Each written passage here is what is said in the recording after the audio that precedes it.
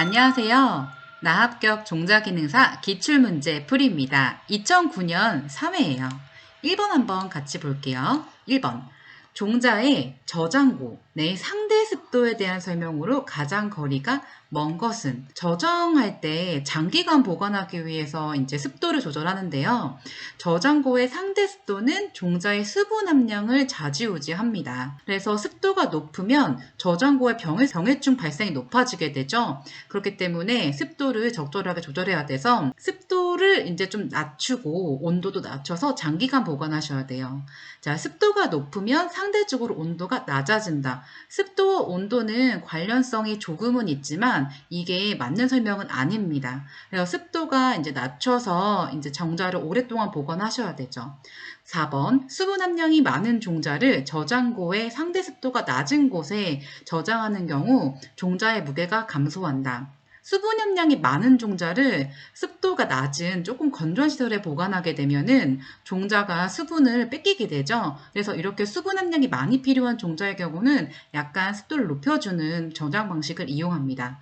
저장 방법도 굉장히 다양해요. 그래서 저장 방법이 어떤 종류가 있는지 그런 것들도 확인하셔야 됩니다. 1번의 답은 3번이에요. 2번.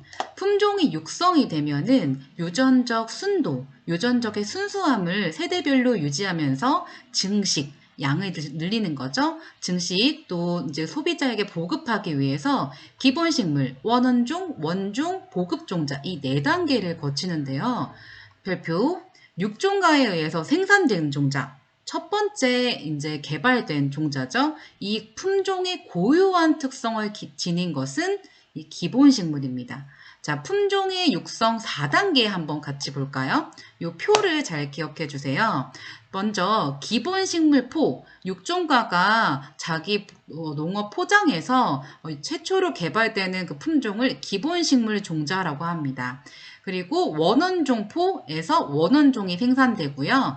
원종포에서 원종이 생산되고 최종포에서 보급종이 생산됩니다. 그래서 이 보급종을 농가가 이제 이용하게 되죠. 지금 벽시 보급종 신청하는 기간이거든요. 그래서 저도 내년에 벼를 키워야 돼가지고 종자를 신청했어요. 그래서 이 순서를 기억해 주시고 특히 기본식물 종자, 원원종, 원종, 보급종 이 4단계는 종자기능사 필답에서도 나올 수 있으니까 꼭 알아두세요. 3번. 국내에서 이용하는 살균제 종자 소독제와 거리가 먼 것은 종자를 종피 부분에 그런 부분에 이제 농약을 살포하기도 하는데요. 살균제 분홍 색깔을 가지고 있죠. 그래서 이 문제는 사실 조금 어려운 건데 농약 정보 서비스 홈페이지 가시면 쉽게 보실 수 있어요. 그래서 많이 쓰는 살균제는 카복신, 티람, 베노밀, 티람, 그다음에 티오파네미이트 메틸, 티라. 요거는 정말 많이 볼 수 있는 핑크색 살균제예요. 요 알루미늄 포스파이드 요거는 살충제입니다. 훈증제로도 많이 쓰이고요. 그래서 아마 이 영어로 되어 있는 살균제, 살충제 종류가 낯서실 거예요. 근데 이런 것들 카복신, 베노밀, 티람은 너무너무 유명하기 때문에 자주 알아두시고 또 이 종자와 농약 이런 것들 알아두시면 추후에 식물 보호 기사도 취득하실 때 도움되실 거예요. 3번에 4번이 거리가 먼 것입니다.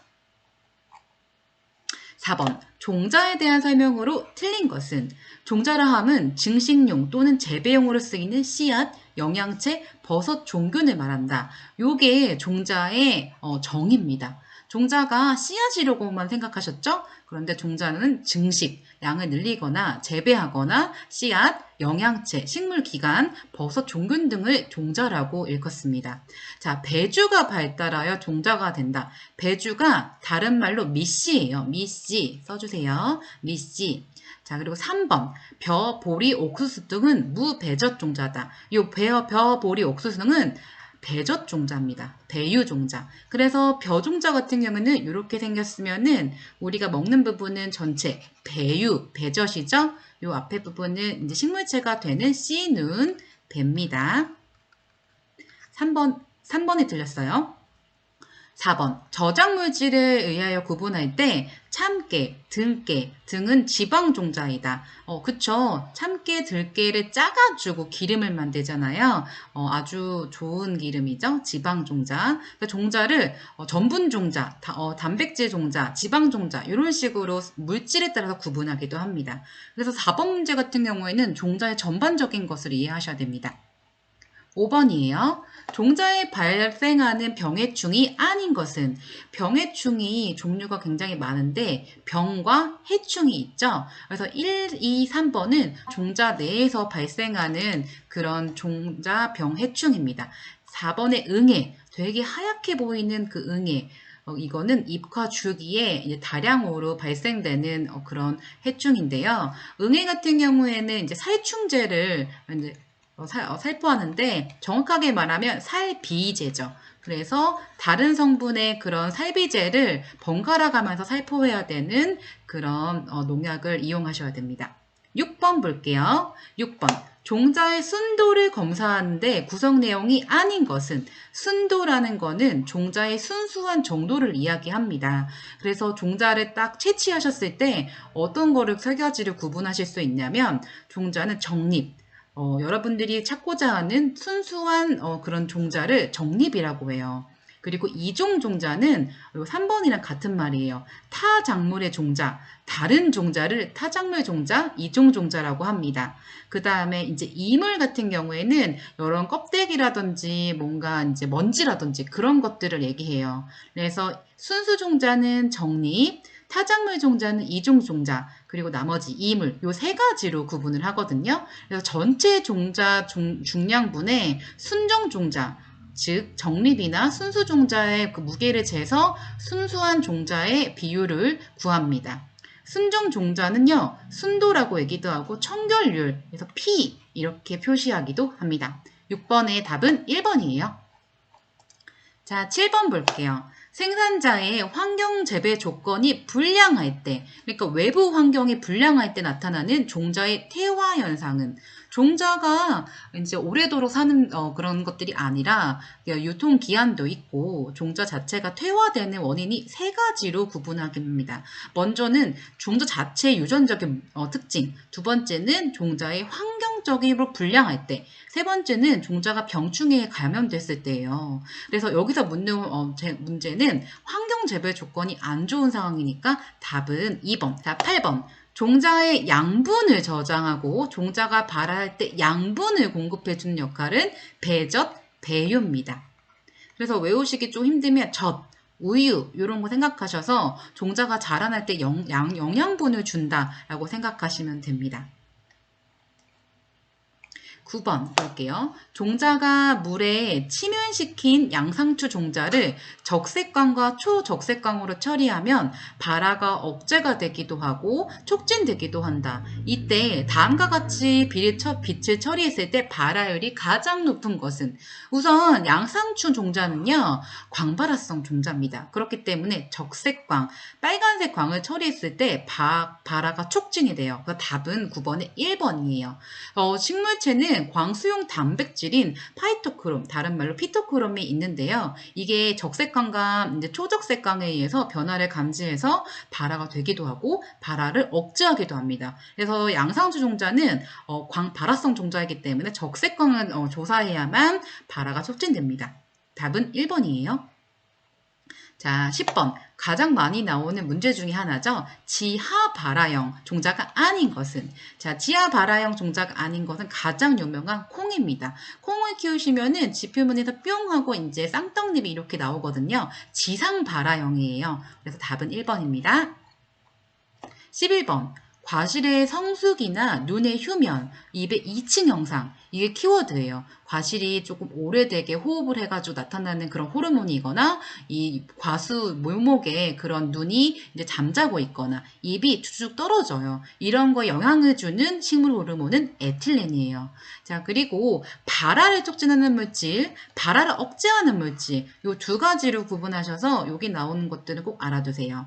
특히나 에틸렌 같은 경우에는 발화를 촉진하기도 하고 또 발화를 이게 너무 심하기도 하면은 눈을 휴면하기도 하거든요. 그래서 그런 사실들을 알아두셔서 이 호르몬의 종류와 호르몬의 물질이 어떤 영향을 미치는 것까지 알아두시면 됩니다. 12번. 일반적으로 종자에 대해서 발생하는 전염병 중 가장 많은 질병을 일으키는 것은 병은요, 이제 뭐 어떤 것들이 있냐면 진균, 그 다음에 세균, 선충, 바이러스 이렇게 종류별로 외우시면 좋은데요. 진균은 같은 말로 곰팡이에요. 전염병 중에 가장 많은 질병을 일으키고요. 이 질병이 종자의 바깥 부분의 씨 껍질에 일어나기 때문에 종자 겉에 부분을 깨끗하게 청결하게 이제 해줘야 되고 또 아니면은 농약을 살포해서 종자 끝 부분을 이제 깨끗하게 해주셔야 됩니다. 13번입니다. 옥수수, 보리, 밀수수, 귀리, 이제 식량 작물이네요. 이런 종자들을 상온에서 1년 정도 발화세를 유지하고자 할 때, 발화세라는 거는 기간이 있습니다. 1년이라는 기간이 주어졌죠? 이 1년 동안의 발화율을 발화세라고 합니다. 이때까지 발화세를 유지하고자 할 때 종자의 수분 함량은, 자, 이 종자가 발화력을 유지할 수 있는 수분 함량을 종자마다 다르지만 이 벽시 종자 같은 이 식량과 작물은 보통 12에서 13% 정도의 수분을 유지하는 것이 가장 알맞습니다. 13번에 1번이에요. 14번. 종자의 장기 저장에 가장 알맞은 저장 방법은 종자를 장기간 오랫동안 보관하고 싶어요. 그럴 때는 공기가 잘 통하지 않게 밀폐, 또 종자의 그런 여러 가지 성분들이 노화되지 않게 저온, 저습의 환경에 보관하시는 것이 가장 좋습니다. 밀폐, 저온, 저습 기억해 두세요. 15번. 진정한 의미의 종자의 휴면에 대한 설명으로 가장 적합한 것은 휴면이 두 가지가 있습니다. 진정한 의미, 이런 거는 이제 자발적 휴면, 진정 휴면이라고 합니다. 이것들은 진정한 휴면은 식물체의 원인에 의해서 일어나는 휴면들을 이제 자발 휴면이라고 해요. 그래서 15번의 답은 2번인데요. 종자가 환경적으로, 외부 환경적으로는 발화하기 딱 좋은 조건이지만 그럼에도 불구하고 식물체의 배가 약간 미숙하거나 종피가 딱딱하거나 이럴 때 발화가 안 되는 현상이 일어납니다. 그럴 때를 자발휴면, 진정휴면, 생리적 휴면이라고 부르게 됩니다. 나머지 1번, 발화 조건이 안 되고 쉬는 현상, 이거 자체는 그냥 휴면이라고 해요. 휴면이 이제 두 가지라고 말씀드렸죠? 타발휴면, 자발휴면 두 가지가 있습니다. 3번, 수분과 산소 및 온도를 적정하게 유지하고 있지 못해. 이거는 환경적이죠? 이거는 타발휴면입니다. 타발휴면, 외부 휴면이니까 강제휴면이라고도 합니다. 4번, 수분과 산소를 공급하였기 때문에 발화하지 않는다. 자, 여러분, 종자가 발화하기 위한 조건 4가지가 있었죠? 수, 온, 상, 광입니다. 물론 광은 광발화성 종자, 안발화성 종자에 따라서 다르긴 하지만 종자가 발화하기 위해서는 이 4가지가 꼭 필요해요. 수, 온, 상, 광. 수분과 산소는 괜찮아요. 근데 온도가 너무 추워요. 그럼 환경적으로 좋지 않죠? 이럴 때도 마찬가지로 타발휴면입니다. 그래서 이 15번에서 묻는 문제는 진정한 의미의 휴면, 그러니까 자발휴면입니다. 그래서 15번의 답은 2번이에요. 16번. 종자의 전염성을 방지하는 방법 중 적절하지 못한 것은, 자, 종자의 전염병을 방지를 해요. 그럼 먼저 무병 종자, 종자가 이제 여러 가지 번식을 통해서 병이 없는 것들을 선택을 해야 되고 방제 약제를 살포하거나 토양 자체의 전염성을 방지할 수 있도록 토양 소독제를 살포합니다. 파종 전에 침종 처리한다는 거는 종자를 물에다 담근다는 거예요. 이거는 종자의 발화력을 상승시키는 거기 때문에 답으로는 옳지 않습니다. 16번은 1번이에요. 17번. 종자를 형성하려면 꽃눈 분화를 유도하여 개화를 시켜야 합니다. 꽃이 펴서 거기서 수정이 돼야 된 다음에 종자가 열매를 맺힐 수 있거든요. 저온에 의해서 꽂는 분화를 유도시키는 걸 무엇이라고 하나요? 이것을 춘화철이라고 합니다. 우리가 겨울을 나면은 겨울에 저온을 맞아서 종자가 식물체가 자극이 되면서 이제 꽃이 피게 되는데요. 춘화 현상, 영어로 버널리제이션이라고 합니다. 작물이 생육 기간 중에 일정 시기 그리고 일정 시기가 어떤 시기냐면 첫 번째는 종자 시기고요. 어떤 식물은 녹식물 시기예요. 그 다음에 온도 자극으로는 저온, 고온이 있는데 보통은 저온에서 자극을 받아서 꽃이 많이 피게 되거든요. 그래서 저온에 의해서 꽂는 분화를 유도가 된다. 이런 거는 종자가 저온에 의해서 자극을 받아서 꽃눈이 생길 수 있게 유도가 되는 현상을 말하며 이거는 춘화, 봄에 꽃이 핀다. 이렇게 생각하셔서 이 문제를 이해하시면 됩니다. 그래서 보통 춘화철이 하면은 온도 조건은 저온이라고 얘기하세요. 앞으로 춘화철에 대한 거는 작물의 종류와 종자 시기 그런 것들을 자꾸 물어보니까요. 춘화철에 대해서 이해를 많이 하셔야 됩니다. 18번. 종자의 수명에 관여하는 요인으로 거리가 먼 것은? 자, 종자의 수명, 오래오래 종자를 보관하고 싶잖아요. 그러려면 저온과 저습에 보관하셔야겠죠. 그렇기 때문에 저장고의 공기 조성과 종자 자체의 수분을 확인하셔야 되고 종자의 미생물이나 유전적 요인도 확인하셔서 종자 자체가 단명 종자인지 아니면 장명 종자인지 그런 것도 확인이 돼서 관리하는 방법을 익히셔야 돼요. 수확량의 많고 적음은 종자의 오랜 수명을 유지하는 거랑은 관련이 없습니다. 18번에 4번이에요. 19번. 재배적 방법으로 종자의 전염성 병을 방지할 수 있는 방법과 거리가 먼 것은? 재배적 방법으로 종자의 전염성 병을 방지할 수 있는 방법과 거리가 먼 것은? 재배적 방법이라는 것은 같은 말로 경종적 방법이라고 합니다. 방제, 방법. 종자를 재배하고 채종할 때 여러 가지 방법들이 있지만 재배하면서 전염성 병을 예방을 하셔는 방법에 대해서 물어보는 문제예요. 종자를 수확할 때 기상 조건과 수확 조건을 확인을 한 다음에 감염이 최소화될 수 있도록 하고 윤작, 돌려짓기죠. 그래서 땅에 대한 힘을 길러줄 수 있게 여러 가지 종자를 이제 돌려짓기 해서 확인하는 것. 4번 포장 검사. 작물을 기르는 그 포장에 대해서 항상 확인을 해서 병 검정을 하는 방법들이 있습니다. 2번이 틀렸는데요.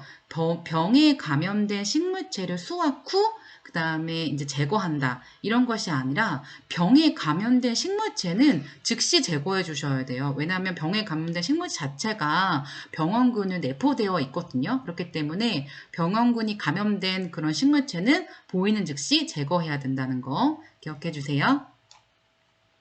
19번. 일반적으로 종자의 휴면을 타파하는 가장 좋은 환경은? 자, 종자가 아무리 발화하기에 좋은 조건을 두어도 발화하지 않았을 경우에는 보통 저온 환경에서 종자를 이제 일깨워줘서 휴면을 타파합니다. 물론 이건 환경적인 타파 방법이고요. 다른 방법으로는 종피 파상법, 종비의 겉을 깨뜨리거나 농황상 처리, 황산을 이제 종자 껍질을 이용해서 녹이거나 높낮이를 다르게 하거나 습기를 있게 하거나 층적 저장이라고 모래와 종자를 층층이 쌓아서 휴면을 없애는 방법도 있습니다. 물에 담그거나 아니면 여러 가지 호르몬들을 처리해서 종자를 발화시키는 방법들이 있어요. 종자마다 휴면 타파하는 방법이 다 다릅니다. 그렇기 때문에 이 종자의 특징들을 확인하셔야 되고 20번에는 일반적으로 환경적인 조건에서 저온이 종자의 그런 발화를 일깨워주는 환경 조건 중에 가장 영향력이 큰 환경 조건입니다. 21번. 신품종의 검정 형질 중에서 생육성 형질은? 자, 신품종의 2차적 특성에서 여러 가지 이제 검정 특징들을 확인하시잖아요. 그럴 때 생육성 형질, 정황성 형질, 유전 조성 변화에 따른 특수 현상, 물질 생산 형질 등을 이제 구분하실 수 있습니다. 이 중에서 생육성 형질을 이제 확인하시는 건데 이거는 휴면 발화성이 이제 생육성 형질에 포함됩니다. 종자 자체가 휴면성이 얼마나 있는지 그리고 발화하는 능력이 얼마큼 있는지가 생육 상태를 확인하는 특징 이렇게 이해하시면 편하실 거예요. 그래서 신품종을 개발하신다. 그럴 때는 이 생육성, 저항성, 유전 조성에 따른 특수 현상, 물질 생산성 이런 것들 다 확인하신다는 거 알아두세요. 22번. 체세포에 돌연 변이가 나타나면 대개 당대 그쳐버리는 경우가 많은데 이런 현상을 뭐라고 하나요?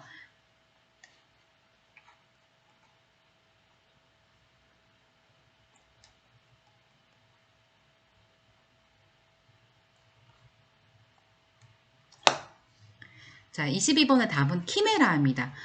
체세포라는 부분이 돌연 변이가 나타나면 되게 특이한 형질이 그 당대의 식물체가 되고 그건 유전이 되지 않습니다. 이런 돌연 변이가 생식세포에 나타났을 경우에는 유전이 되는데 체세포, 일반적인 생식이 일어나지 않고 번식이 일어나지 않는 그런 일반적인 세포에서 나타나기 때문에 이런 것들을 뭐라고 하면 키메라라고 합니다. 이 돌연 변이를 체세포 돌연 변이라고 하죠. 자, 또 하나 이제 크세니아도 같이 알아두세요. 크세니아는 종자 속의 배젖에 화분의 우성 형질이 나타나는 현상을 이제 크세니아라고 합니다.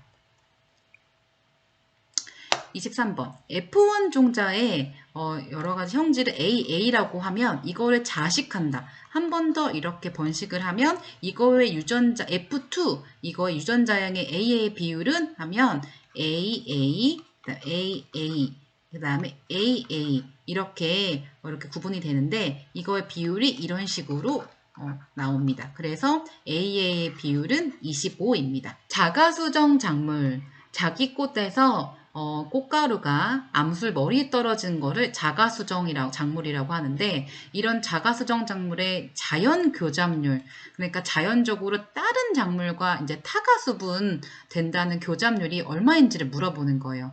말이 조금 어려웠죠? 그래서 자가수정 작물은 자기 꽃 안에서 암술과 수술이 다 있기 때문에 자연 교잡 타가 수정될 일이 많이 없는데 그럼에도 불구하고 이 자연 교잡되는 비율이 몇 퍼센트 이하일까요? 이거 보면 4% 이하입니다. 25번. 근대 유전학의 토대 및 육종학 발전의 획기적인 계기를 마련한 사건으로 가장 이제 알맞은 것은 3번. 유전적 법칙의 발견자 그레고어 멘델이 있습니다. 멘델의 법칙 3가지 아시죠? 그거 생각하시면 됩니다. 자, 26번. 갖춘꽃. 다 갖췄다는 거죠. 암술, 꽃잎, 꽃받침, 수술 요 4가지가 다 있는 것을 이제 갖춘꽃이라고 하고 다 같은 말로 완전화라고 얘기합니다. 암술, 수술이 같이 있으니까 자웅동화라고 해요. 자, 그래서 이런 것들이 같이 있는 자웅동화, 갖춘꽃은 목화, 감자, 진달래, 코스모스, 무궁화, 매실꽃, 해바라기, 앵두꽃 이런 것들이 이제 갖춘꽃에 포함됩니다. 육종 목표로 할 때 고려할 사항으로 가장 적합한 것은 우리가 콩의 종자를 이용하는 주 목적은 단백질을 이용하기 위해서예요. 물론 단백질뿐만 아니라 지방도 확인할 수가 있는데요. 콩이 함유하고 있는 성분의 특성을 고려하셔야 돼요. 그렇기 때문에 답은 1번 지방 및 단백질의 특성입니다. 콩 안에도 여러 가지 성분들이 있어서 그 다른 것도 고려해야 되지 않냐라고 생각하실 수 있지만 콩이 가지고 있는 주요 성분들을 생각하셔서 그거를 가지고 육종 목표를 생각해야 됩니다. 자, 28번입니다. 검정교배, 테스트 크로스라고 합니다. 테스트. 그래서 확인하기 위한 교배, 교잡인데요. 우성형질의 개체가 순종인지 잡종인지 확인하기 위해서 열성인 개체와 교배하는 게 검정교배의 정의입니다. 3번이 그 검정교배의 정의에 대한 얘기인데요. 순종인지 잡종인지를 가려낼 때 확인하는 방법이고요. 2번이 틀렸습니다. 단선 잡종의 검정교배에서는 형질의 분리비가 1대1로 나타나야 됩니다. 그래서 유전학에서는 유전자형을 확인하기 위해서 우성 표현형을 가진 유전자형을 모르는 생물체와 열성 호모, 열성인 개체와 교배하는 게 바로 이제 검정교배의 방법입니다. 그래서 검정교배를 통해서 자손의 표현형을 관찰하면 부모가 어떤 건지 확인하실 수 있습니다. 29번이에요. 농업에서 육종, 종자를 육성하는 게 육종이죠. 이거의 성과가 아닌 것은 종자를 육성하고 종자를 개발하는 목적은 점차적인 농작물의 생산성을 증대하거나 품질을 높이거나 농장 경영의 합리화를 위해서예요. 저항성의 감퇴가 아니라 저항성을 증가시키기 위한 거죠. 병해충 저항성을 증가시키거나 도복, 작물이 쓰러지는 것들을 증가시키거나 각종 병의 내성이 강해지는 그런 육종의 목표를 가지고 종자를 개발하고 있습니다. 답은 29번의 4번입니다. 30번입니다. 자연교잡, 자연교배에 의한 퇴화로 가장 적당한 것은 이 교배를 했는데 종자가 퇴화를 해요. 이것은 유전적으로 갑자기 다른 것과 혼합이 됐을 때 유전적으로 이제 점차 퇴화되는 경우가 있죠. 이게 바로 유전적인 퇴화입니다. 이 문제는 퇴화의 종류 중에서 이제 유전적인 퇴화를 물어보는 거예요. 유전적인 퇴화의 종류는 이렇게 유전적으로 안 좋거나 교배를 했을 때 안 좋아지거나 이런 상태가 이제 자연교잡에 의한 퇴화 방법 중에 하나고요. 유전적인 퇴화, 생리적 퇴화, 병리적 퇴화 아니면 이 세 가지가 종합적인 퇴화 방법들이 있습니다. 그래서 각각을 구분을 잘 해주셔야 돼요. 여기 3번에 보시면 토양적인 퇴화 이런 것들은 어떻게 보면 생리적인 퇴화에 포함될 수 있다고 보시면 됩니다.